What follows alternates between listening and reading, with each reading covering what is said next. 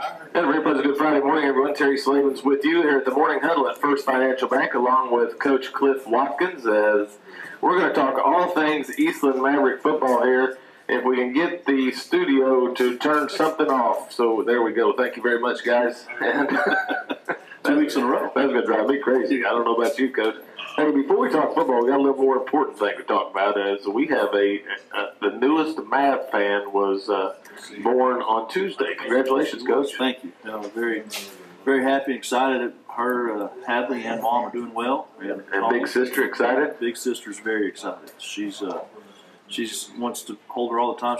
Wasn't real excited about going back to school. Didn't understand why she had to go to school, and Mom and Hadley got to stay home. What's wrong with this picture right here? But no, everything's good. Everything's good. Well, congratulations always, and the timing turned out to be okay. Did you miss a Tuesday practice? I missed a Tuesday practice. And if you're going to have to miss one, that's not a bad one to miss right there. And it went good, so. And you have a good staff take care of things when you're not there. Very great staff. I was sitting there thinking, what if it happens on Friday? We'll have to get Bambro or somebody to come in there and fill the spot for us. But thankfully that didn't happen. But Coach, big win last week against a very talented City View football team. Not only talented, but quick. Probably the quickest team we've seen this year. But overall, the best 4 quarters we've played so far this season. Yes, without a doubt. That's what the thing I told our guys right after the game. Best game we have played. And we knew City View was going to be a good team coming in, but after the game, I thought City View was better than I even anticipated. They struggled defensively. They had shown nothing but a 3-4 and came out and played a 4-3 the entire game. Had not shown one snap of that. And so I guess they were trying to switch around what they're doing defensively, but offensively, man, they got some weapons. They do a lot of good stuff. It's a good football team, and it is a good win for us to pick up. A very good win. Another thing that I've told people around town that I was impressed with the City View bunch is they appear to be a bunch of good sports. We didn't see. I'm sure there was the typical jawing on the field, but didn't have the late hits, didn't have the so forth. I can't remember which one of our players it was, but his shoulder pad had come out of his jersey, and number 3 went over and helped him put it back in. So a pretty well coached team as well. They are. Coach Hawkins has done a great job. He told me before the game. I believe he's been there 4 or 5 years now, and where they were before he got there to now, he's done a great job. And there'll be a lot more wins coming to City View this year. And I have them picked as probably picking up the final playoff position in our district. They have 2 more big games ahead of them, Henrietta and Cisco, and an upset is not out of the question against one of those 2 teams. Probably not expected, but it would be an upset. But City View, if the ball bounced their way, and they're going to score points. Right, they're going to score points. And I haven't seen either one, Cisco or Henrietta, on film. But everybody talks about how both of those are playing good football. But as good as City View plays on offense, if they can get a few stops or get some turnovers, then they got a chance to be in any game. Right. So let's talk offensively for us. Of course, found ourselves trailing 15-14 late in the second quarter, and then we find the end zone, kick an onside kick, and we put 15 points on the board in a matter of less than 10 seconds. Yeah. And that really turned the tide of the game going into halftime. It did. Pooch kicked it short, and the guy balled it. We got on it, and fortunately, it's just like Millsap 2 weeks ago. We scored, got a pooch kick, scored the very next play 2 weeks in a row. It was a good turn of events and great momentum shift. But I told somebody the great thing about that was right after that we go into halftime, and we could have had a little letdown, come out not like we should, but we came out and didn't let them get the momentum back. Right. Didn't let the momentum shift back in their favor, and came out and finished the ball game. Played good for 4 quarters, and like we said, both sides of the ball, most complete game we've played. Can't not talk about the game Josh Gosnell had. He got received some accolades around the Big Country. KATX's Player of the Week, Reporter News Big Country Player of the Week. Just put up some phenomenal numbers, involved in all 8 touchdowns. It was a special night. He did a lot of good things, and like I told other people, did a lot of good things, but did it because of our offensive line and because of our receivers. Made some great catches. It was a team effort, and he was the one that ended up in the end zone. But it was because of all the offense working together because the defense getting us the ball back. Anytime we get an individual award like that, it's because of how well we played as a team. You're not going to go out and not play good as a team and get whooped, and somebody's going to get an award like that. Well, right under that topic here, I have the O-line and the job, and I like to mention them as often as I can because they don't get in the paper. They don't get on the newspaper. And I guess I'm partial to them because that's where I played, was on the O-line. But there was a couple of holes that were so big that I even made the comment that I thought I might have been able to score, especially whenever. Were we pretty close to the? It was pretty close. Okay. I was going to get behind Dylan Miller, that play right there. But great job by those guys up front. I mean, I don't know what they scored out this week, but it had to be it had all above 80, I would guess. Yes, it was. They played well again, and we talked about being physical, and I think we're being more and more physical each week, and it's something we got to continue to work on and continue to improve on, and that's us as not only an O-line as a football team. Every week, we talk about we want to be the most physical team on the football field every week, and we've got to continue to get better every week, and we do that, and we put ourselves in a good position. Something that has sort of become a common theme with the Eastland Maverick football teams over the past few years, several years actually, and Sam Waller from the Reporter News was there, and he said this. He said, every time I come to Eastland, they got another, stud quarterback. Going back to the Jared Moylan and then the Trent Brittons and the Josh Moylans and now Gosnell. But he also said when I interviewed him, he says one thing when teams get ready for Eastland, they can't say, okay, we stopped Gosnell, we stopped the Eastland Mavericks, because quietly Chris Martinez ran for 97 yards. We're throwing the ball around, to some other guys because they're focusing on Matt Majors. But, I mean, you have Martinez, you have Gosnell, you have Majors, you have Bailey, Easton Sanderson with a touchdown catch last week. I mean, they're all over the place. Right, that's right. Honey scored. Honey, yeah. So that's the great thing about this offense and the guys that we have working with is everybody can be involved and everybody needs to be involved. And so if some defense comes out and says, hey, we're going to stop Josh Gosnell, that's fine. He's a team player, and we're going to get the ball to other people. And so it's kind of take what they give you, and we got a lot of weapons to work with, and they all do a good job stepping up when it's their time. Let's take a look at the defense. You and I talking before we came on the air, not at all disappointed that we gave up 28 points. Really, technically, maybe 22. We had a late drive where we were changing the personnel out, but 5 defensive players with double-digit tackles led by Caleb Honey with 19, Grandall Thompson and Gus Barker with 13. And I'll bet you Gus got 7 of his late in the ballgame. I mean, he just all of a sudden, every time we turned around, he was in on a tackle. And then Dylan Miller and Trevor Bowles with 10 apiece. Yeah. The good thing about that list you just called out, there were some D linemen, there were some linebackers, there were some guys in the secondary. Oh, yeah. They're coming from everywhere, and they're all getting to the football. And that's something we preach all the time. We want to get 11 hats to the ball. And they're trying to get all 11 guys there every play. And another thing that I'll say positive about City View, we talked about we wanted to be physical, and if we were, they'd put the ball on the ground. We were physical on Friday night, and I don't think they put the ball on the ground one time. I did a good job of taking care of the football. But we took care of our side. We took care of business on our side, getting people the ball, and being physical, and not just letting one guy get there. As many people get there as we can and all get in on the tackle. And the only one turnover in the ball game, and that was the interception, I believe, by Matt Majors. That was a tremendous defensive play by Majors. That's one of the best interceptions I've seen. Yeah, I thought the guy had the catch, and Matt took it away and said he's going to take that ball, and it was a great play. Yeah, fantastic play. Hey, I got to ask, after watching the film, did your opinion change any on the block punt? That was a weird play. It was a weird play, and the officials do as good a job as they can.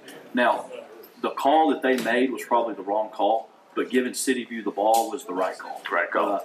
Because they recovered the ball. Once you watch the film, Bailey picks up the ball, and so it's our ball. Change of possession. Right. He does try and pitch it, but when he pitches it, it does not go forward.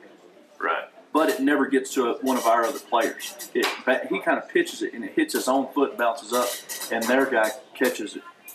And so now the possession has changed back to them. First and 10, City View. Yes. So they got that part right. It was their ball, but there shouldn't have been a flag for illegal forward pass. Right. Which that wasn't a big deal anyway. The big deal was they got the ball back, and they got that right. And it was. And Bailey, just trying to make a play, but he had done a good job, blocked the punt, recovered the punt.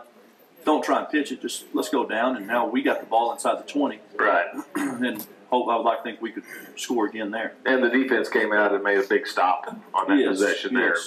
Yes. Anytime you get a stop and then something happens and they go back on the field, that can be deflating to the defense. Right. But they did a good job of staying up and staying focused and getting out there and getting the ball back. All right, Coach, we have to take our first break here on the Morning Huddle Live at First Financial Bank. If you would like to see a video episode of this Morning Huddle, you can check out eastlandcountytoday.com. Probably somewhere around 3 or 4 o'clock this afternoon, they'll have that posted up there. Let's make this one a 3-minute break. You're listening to the Morning Huddle on KATX Sports.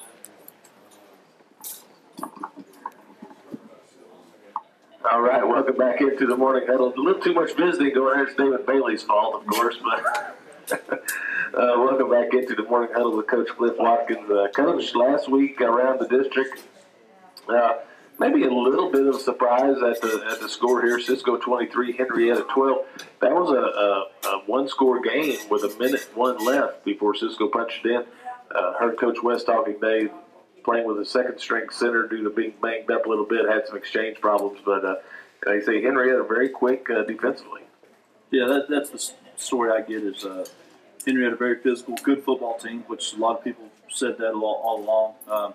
Was a surprise that they held Cisco to 23 points, but Cisco does have some injuries right now, and not surprised that Cisco's defense was able to hold Henrietta to 11. Jacksboro, our opponent tonight, they get a win at Millsap, 36-14. Probably no real surprise there. Millsap pretty banged up after our game. I think after halftime, they only had 14 in uniform, and by the time our game was over, one of those was in the ambulance getting ready to leave. Right. So a little numbers problem at Millsap possibly. Yes, it was expecting the Jacksboro win. Thought it might be a little worse than that, but Millsap bounced back and probably played tough, but Jacksboro got the win. Holiday took on Nakona. Nakona, another team suffering with some numbers problems as they've canceled their JV season for the remainder of the year. Holiday shuts them out 45-0. No surprise there. No.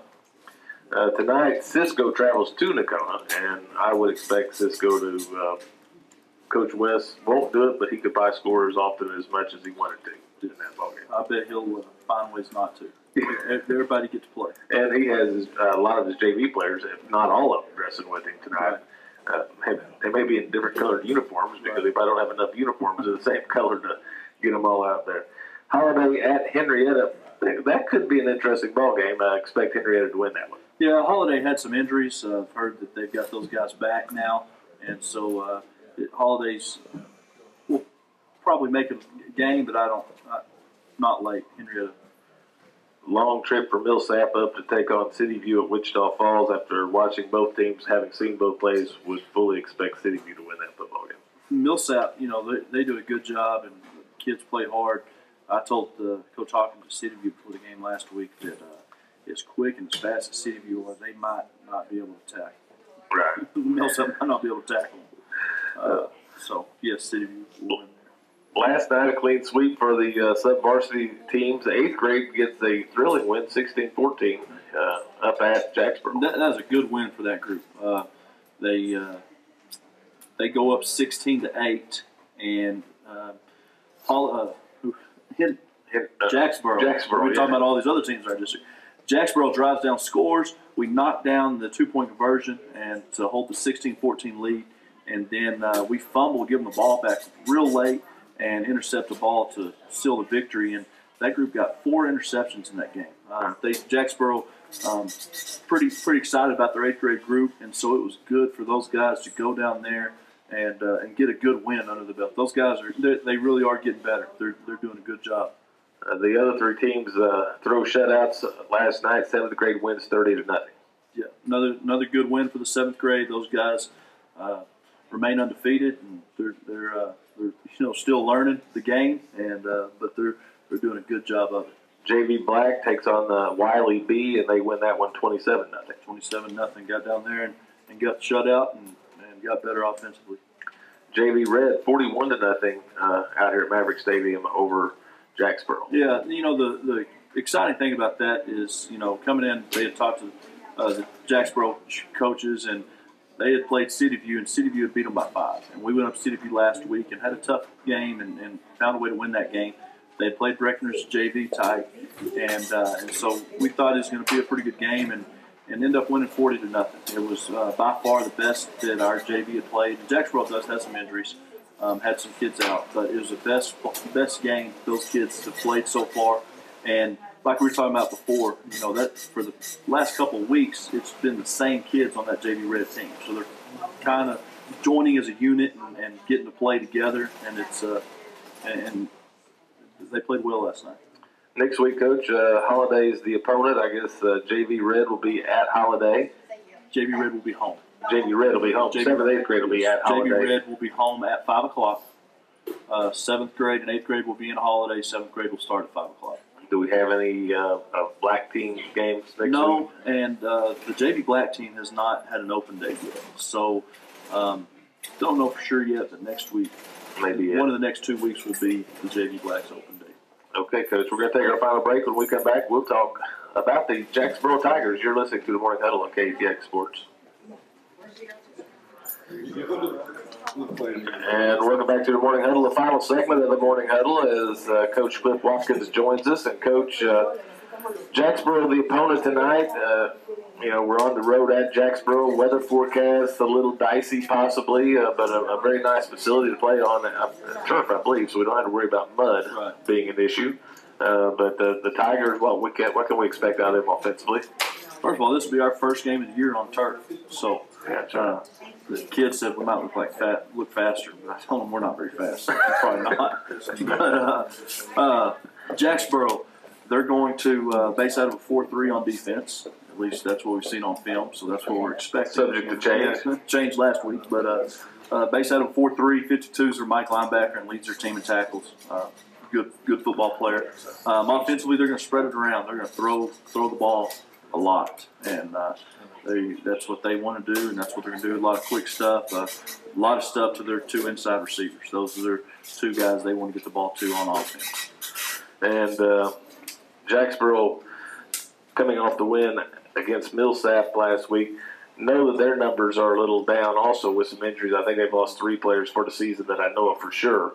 And makes it for a challenge for the coaching staff up there to plug the holes and keep things going. And, the Mavericks should be able to take advantage of that situation tonight. Right. And, we talk to our kids every week. Obviously, we watch film on our opponent, and so they can see what to expect and what kind of leverage and stuff they need to do on each in particular play. But, mainly we got to focus on the Eastland Mavericks and what we got to do to get better each and every week.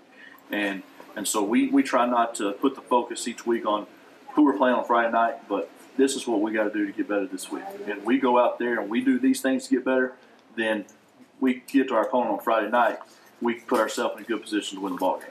And so they have some injuries, but we're still going to have to go out and play good. They were beating City View 22-21 at halftime. Breckenridge scored with a minute left to go up 21-13 on them at halftime. So they haven't been able to finish a game yet, but they've been in games at halftime. And that's been our focus this week, is we got to start fast like we have been and not give them that opportunity to finish a game. And take care of the football. Yeah, that's the key. We talked about it last week all week, and it did, but it can't be a one-week deal. We've got to take care of the football, rain or shine, doesn't matter. We got to take care of it, and we've got to force some turnovers defensively. All right, Coach. We'll do this again to wind things up. We'll use David Bailey's pick-up sheet this week and see how you and he compare on this thing. We did Baker last week. Abilene High at Central, San Angelo Central. That's two good football teams just because of being in Central, and I'm going to give the edge to Central. There you go. All right. David Bailey has Abilene High picked in that one. Hamlin at Monday. Hamlin, y'all agree on that one. Anson, he's picked Anson, he's picked Archer City, and now he's going back to Archer City. Anson at Archer City. Oh, Anson. Anson, he has on that one. Lingleville at changed Gordon. it after I told him Anson, then he switched it back. It's Anson. Lingleville at Gordon. Who'd you pick? Jordan. We'll go Lingleville. Whitney at Comanche. I'm gonna go with the Indians. Go with the Indians on that one. Indians were coming off a big win last week at Grandview. That's another team. Don't know anything about them. Just seen scores. If looks like when they play good, they're play real good. Team. Yeah. Cross Plains at the undefeated Santo. Go with Santo. Brock at Breckenridge. I'm gonna go with Buckaroos. TCU at Baylor. TCU? No. Go Baylor. Baylor Bears. Y'all are agreeing on all these except for the Whitney game. He has Whitney over Comanche. Auburn at Mississippi State. I'm gonna go Auburn. And he went with Mississippi State. Cowboys at Seahawks. Not even close. Seattle. Cowboys have won 4 in a row. I mean, It's got to stop. At some point, it's got to come to an end. What do you say? All right, Coach. We'll have pregame live here on KATX 97.7 starting at 7 o'clock. Kickoff 7:30. You can also catch it all live at KATXradio.com. That's going to wind it up for this edition of the Morning Huddle. Thanks to my guest, Coach Cliff Watkins. Thank you for your time this time. Till next time, I'm Terry Slavens. Have a fabulous week, everyone. Yay.